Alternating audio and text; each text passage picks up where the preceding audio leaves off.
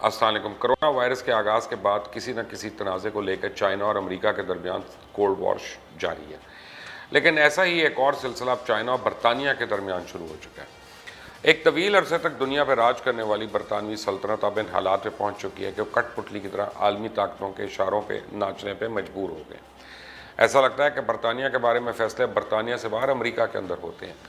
صرف اسی سال 2020 کی بات کریں تو اس کے آغاز میں برطانیہ نے بریکسٹ معاہدہ کیا، یورپین یونین سے علیحدگی اختیار کر لی۔ برطانیہ نے 47 سال تک یورپی یونین کا حصہ رہنے کے بعد صرف امریکہ کو خوش کرنے کے لیے بریکسٹ ڈیل کا قدم اٹھایا، اور برطانیہ میں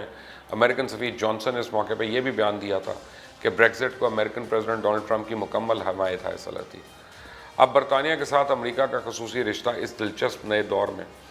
برقرار رہنے کے ساتھ ساتھ مزید مضبوط ہوگا۔ اس کے بعد امریکہ نے چائنیز کمپنی ہواوے کی 5G مصنوعات کو قومی سلامتی کے لیے خطرہ قرار دے کے اسے پابندی لگائی۔ حالانکہ ہواوے نے تمام امریکی الزامات کی تردید کی تھی، لیکن پھر بھی برطانیہ کی حکومت نے اعلان کر دیا کہ برطانیہ میں موبائل کی سہولت فراہم کرنے والی کمپنی 31 دسمبر کے بعد چائنیز کمپنی ہواوے کے 5G آلات نہیں خرید سکیں گی، اور انہیں 2027 تک اپنے نیٹ ورک سے 5G کی تمام کٹس بھی مکمل طور پہ ہٹانا ہوں گی۔ اس فیصلے سے تو برطانیہ میں 5G ٹیکنالوجی کی انسٹالیشن اب 1 سال اور لیٹ ہو جائے گی، اور ساتھ ہی ہواوے پہ عائد کی گئی پابندیوں کی وجہ سے اس کی لاگت $2.5 ارب بڑھ جائے گی۔ لیکن چونکہ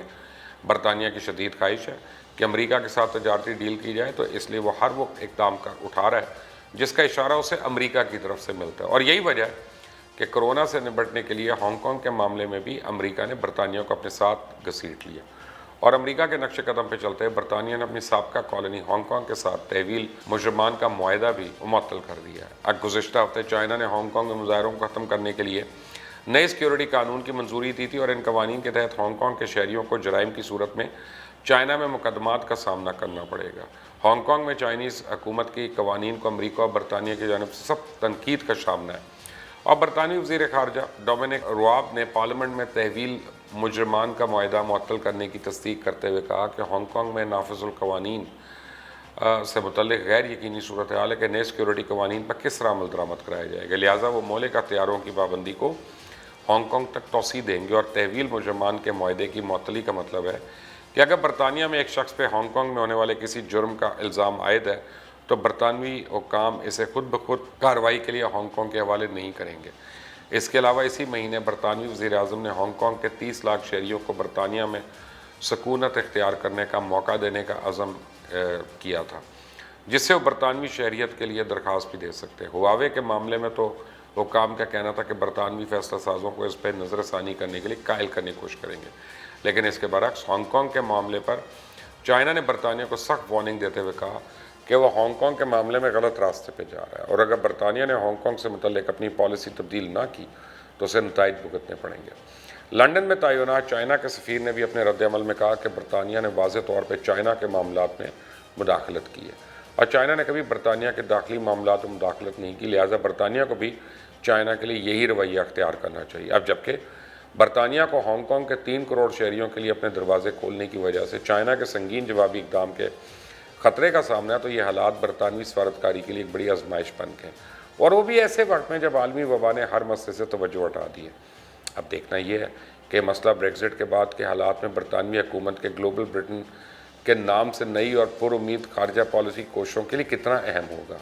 دراصل 2 دہائیوں سے بھی کافی پہلے کی بات ہے کہ مغربی ممالک کی پالیسی سازداروں کا خیال تھا کہ چائنا ایک مخصوص انداز میں اپنے آپ کو ظاہر کرے گا اور بین الاقوامی برادری میں ایک ذمہ دار طاقت کے طور پہ ابھرے گا، بین الاقوامی قوانین اور اقدار کی پاسداری کرے گا، اور ایسی صورت میں جس قسم کا معاہدہ چائنا اور برطانیہ نے ہانگ کانگ کے بارے میں کیا تھا وہ برقرار رہ سکتا ہے۔ لیکن چائنا کا قد بڑی تیزی سے بڑھ گیا، اور وہ خطے کی ایک فوجی طاقت بن کر ابھرا، اور فوجی لحاظ سے چائنا اتنا طاقتور ہو جائے گا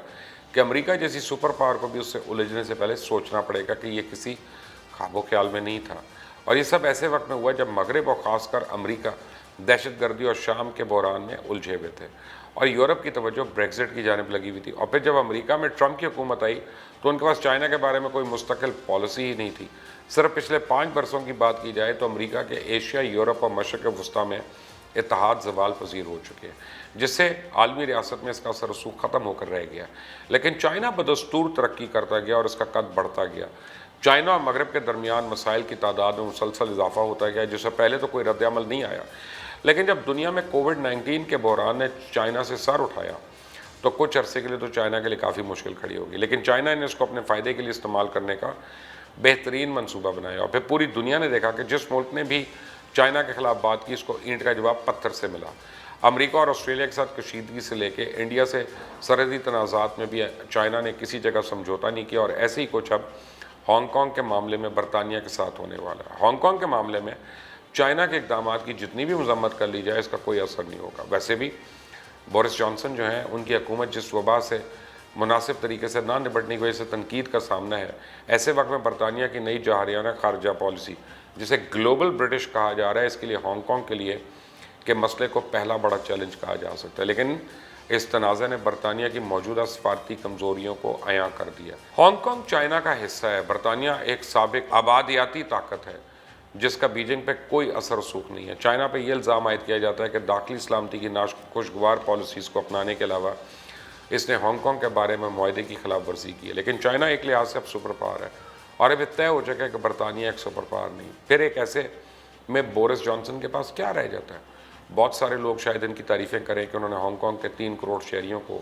برطانیہ کی پناہ دینے کی پیشکش کر کے اخلاقی لحاظ سے ایک اچھا فیصلہ کیا، اور یہ ایک بہت بڑی تعداد کے لیے پیشکش ہے، اور خاص طور ایسی جماعت کی جانب سے اس پیشکش کا آنا بہت بڑی بات ہے جس کے حامیوں کی ایک بڑی تعداد امیگریشن کے بارے میں بڑی حساس ہے۔ لیکن سفارتکاری میں کئی اور اہم باتیں دیکھی جاتی ہیں۔ برطانیہ کی جانب سے ہانگ کانگ کے بارے میں بیان بازی کی حد تک تو بہت زیادہ حمایت کی جا رہی ہے، لیکن ابھی تک لفاظی کے علاوہ کچھ نہیں ہوا۔ امریکہ ہانگ کانگ کے خطے کو دی گئی تجارتی سہولتیں ضرور واپس لے رہا ہے، لیکن اس کی اصل وجہ ٹرمپ کا اپنا مفاد ہے، کیونکہ یہ الیکشن کا سال ہے اور صدر ٹرمپ اس دوران چائنا کے ساتھ سخت گیر موقف اختیار کرتے ہوئے نظر آنا چاہتے ہیں تاکہ دوبارہ منتخب ہو سکے۔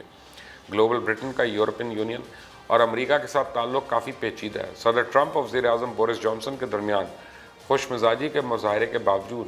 برطانیہ اس وقت امریکہ سے ایک تجارتی معاہدے کا بے تابی سے انتظار کر رہا ہے، اور اس بات کے بہت زیادہ پریشان ہے کہ اسے امریکہ کی حمایت کی عوض امریکہ کو دینا کیا پڑے گا، اور یہ حالات عالمی سطح پہ برطانیہ کی حیثیت کو واضح کرتے ہیں۔ یورپ میں ہے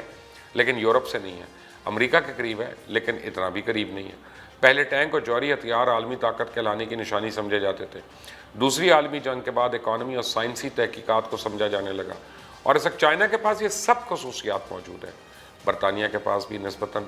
بہت سی خصوصیات ہیں۔ یہ اب بھی ایک امیر ملک ہے، بین الاقوامی سیاست میں اب بھی قائدانہ کردار رکھتا ہے،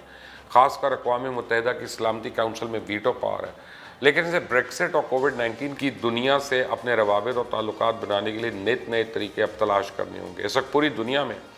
چائنا کی جارحانہ خارجہ پالیسی پر پریشانی کی علامتیں نظر آ رہی ہیں۔ اسے برطانیہ ہانگ کانگ کے سیاسی ڈرامے میں بیان دے کر خود کو سیاسی منظرنامے پر نمایاں کرنے کی حد تک تو بات ٹھیک ہے، لیکن اگر اسے آگے بڑھ کر کچھ کرنا پڑتا ہے تو اس کے لیے برطانیہ کو سوچ سمجھ کے قدم اٹھانا ہوگا، کیونکہ ہواوے کا معاملہ ہو یا ہانگ کانگ کا، اس پر اگر صورتحال سنگین ہوتی ہے تو زیادہ نقصان سلطنت برطانیہ کا ہوگا۔ اور وہ جو ایک زمانے میں کہتے تھے sun never sets on the British empire, تو اب برٹش ایمپائر سکڑ رہی ہے۔ اب دیکھنا یہ ہے کہ ان حالات میں وہ سنبھل سکتے ہیں یا مزید سکڑنے کو تیار ہیں۔ آنے والا وقت بتائے گا کہ اسکاٹ لینڈ کب برطانیہ سے الگ ہوگا۔